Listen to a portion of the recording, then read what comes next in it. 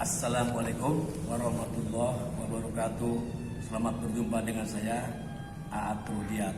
Sekarang saya masih berada di lokasi Masjid Al-Isa. Saya mau berbincang-bincang dengan Pak Haji Taryono. Pak Haji, Assalamualaikum warahmatullahi wabarakatuh. Waalaikumsalam warahmatullahi wabarakatuh. Pak Haji, kalau mensikapi umat Nabi Muhammad, sekarang kan umurnya pendek-pendek ya Pak Haji ya. Nah, bagaimana kiatnya agar kita nanti ketika dipanggil Allah ada dalam ridhonya Allah? Bagaimana kira Pak Haji?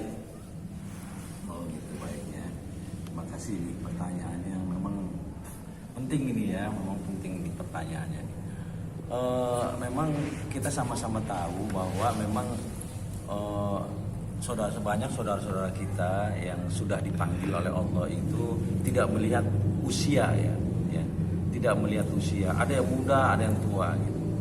Nah, oleh karena itu kita harus selalu siap ya menghadapi semua atas kehendak Allah. Ada trik-trik menurut saya, persiapan, katakanlah sebuah persiapan gitu ya. Tidak lain adalah bagaimana kita mengupayakan diri kita ini agar menjadi orang yang berkualitas. Ya, menjadi orang yang berkualitas, baik itu kualitas di dunia maupun lebih-lebih yang paling utama adalah bagaimana caranya kita akan menjadi orang yang berkualitas untuk persiapan di akhirat nanti. Artinya kualitas dari sisi pandangan Allah kepada kita. Kalau yang di dunia itu adalah sisi kualitas manusia melihat kita, gitu kan? Artinya kalau kualitas di dunia itu dinilai oleh manusia, tetapi kalau kualitas akhirat itu adalah yang menilai Allah. Ada, tapi saya tidak akan menceritakan masalah kualitas dunia. Kalau kualitas dunia itu simpel aja sebenarnya. Kalau kualitas dunia itu biasanya tidak lebih dari adanya tercukupinya sandang, pangan, dan papan gitu ya. Tapi kalau kualitas di akhirat di sisi Allah itu berbeda begitu kan. Nah, saya tidak akan menjelaskan masalah kualitas di dunia ya. Yang ingin saya ceritakan adalah kualitas kita bila dipandang oleh Allah. Ya. Ada 5 kualitas manusia ketika dipandang oleh Allah. Yang pertama, Allah menilai manusia itu sebagai muslim. Ya. Yang kedua, Allah menilai kita itu sebagai mukmin. Ya. Kemudian yang ketiga, Allah menilai kita itu sebagai muhsin. Ya. Kemudian yang keempat, Allah menilai kita sebagai mukhlisin. Dan yang terakhir, Allah menilai kita sebagai muttaqin. Ya, itu jadi ada 5 penilaian Allah. Ya, 5 penilaian di sisi Allah seorang manusia. Nah, kalau kita lihat satu persatu, atau kalau kita setarakan begitu ya, setarakan kalau untuk urutan pertama itu nilainya barangkali 6 gitu ya. Untuk kedua itu 7, ketiga itu 8, dan seterusnya sampai mutakin itu kategorinya nilai yang paling tinggi adalah 10. Kalau kita setarakan ya itu ya. Nah, mari kita lihat satu-satu. Kalau kita ya mempunyai penilaian di sisi Allah hanya sebatas muslim, menurut saya sangat rugi. Karena apa? Muslim walaupun sudah Allah sudah memberikan batas lah, katakanlah batas minimal barangkali penilaian Allah yang masih dianggap sebagai hamba Allah gitu adalah muslim ya. Karena muslim itu kalau kita artikan hanya sebatas pengakuan ya. Pengakuan. Dia mengaku bahwa Islam itu adalah agama yang baik, agama yang terbaik. Tapi ingat saya koreksi ya. Islam itu bukan agama terbaik ya. Tetapi Islam itu adalah agama yang baik. Kalau terbaik berarti ada agama-agama yang baik ya. Jadi Islam itu adalah kita akui bahwa agama yang baik ya. Kemudian kita mengakui di dalam Islam itu ada perintah sholat, ada perintah puasa, zakat, haji. Kita akui, itulah sebatas itulah nilai kualitas seorang manusia sebagai muslim. Nah, sebagaimana yang Allah sampaikan di dalam Al-Quran, bahwa Allah berfirman, ya ayyuhalladzina amanut taqullaha haqqa tuqatih wa la tamutunna illa wa antum muslimun. Nah, itu jelas. Jadi harapan Allah itu memang luar biasa. Harapannya tadi nilai 10. Hai orang-orang yang beriman, bertakwalah kamu sebenar-benarnya takwa. Itu harapannya 10 langsung tadi yang tadi. Iya kan? Tetapi Allah menggarisbawahi, kalau tidak mampu nggak apa-apa deh, muslim aja gitu. Muslim aja gitu. Nah, inilah sifat Maha Pengasih, Maha Penyayangi Allah. Ketika Allah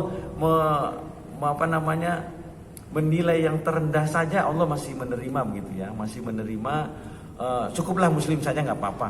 Jangan sampai meninggal itu tidak berada dalam keadaan muslim gitu. Nah, kemudian meningkat lagi ya ke tahap berikutnya, ke penilaian berikutnya ya, ke kualitas berikutnya, yaitu menjadi orang mukmin. Nah, orang mukmin itu apa yang diakui di dalam kualitas muslim tadi itu sudah dilaksanakan. Sholatnya sudah dilaksanakan ya. Puasanya sudah dilaksanakan, membayar zakatnya sudah dilaksanakan bila mampu kan. Kemudian juga puasanya sudah dilaksanakan tadi ya. Terus bila mampu juga hajinya sudah dilaksanakan. Jadi rukun Islam maupun rukun Islam yang ada itu, rukun Islam dan rukun imam yang ada itu sudah dilaksanakan semuanya sesuai dengan kemampuan. Itulah dikatakan dia sudah mencapai kualitas mukmin ya. Nah, kemudian untuk kualitas yang ketiga itu adalah kualitas muhsin. Kualitas muhsin itu ya, itu orang mukmin yang sudah berbuat ihsan ya, yang sudah berbuat ihsan. Itu orang muhsin itu ya.